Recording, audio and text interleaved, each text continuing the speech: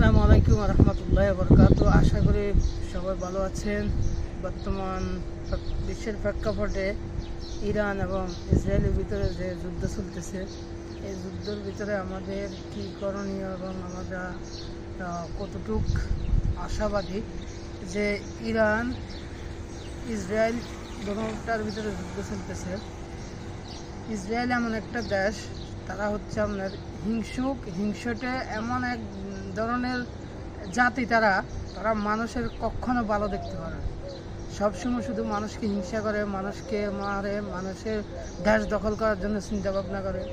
তার মধ্যে আসে ইরান এমন একটা দেশ, তারা সুশৃঙ্খলভাবে এবং কি তাদের ভিতরে যে আন্তরিকতা, তাদের দেশের মানুষের ভিতরে ভ্রাতৃত্ব, এগুলোর ভিতরে তারা একজন আরেকজনের সাথে চলে এবং একজন আরেকজনের সাথে মানে মিলেমিশে চলে। তারা কোনো দেশকে আক্রমণ করে না, তারা নিজেদের মধ্যে চলে।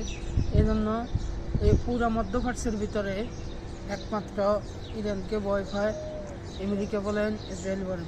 আমেরিকা নিষেধাজ্ঞা দিয়ে রাখছে ইরানকে, ইরান যেন কোনোভাবে সক্ষমতা অর্জন না করতে পারে। কোনোভাবে তাদেরকে যদি সক্ষমতা অর্জন করে, তাহলে ইসরায়েলেরও সমস্যা, আমেরিকারও সমস্যা।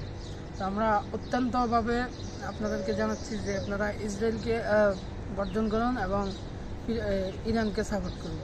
অনেকজনে বলবেন শিয়া সুন্নি, আরে ভাই শিয়া সুন্নি হচ্ছে পরে, আগে সবাই মনে করেন যখন তারা ধরবে, তারা চিনবে না শিয়াকে সুন্নিকে, তারা যাদেরকে মুসলমান পাবে তাদেরকে মারবে।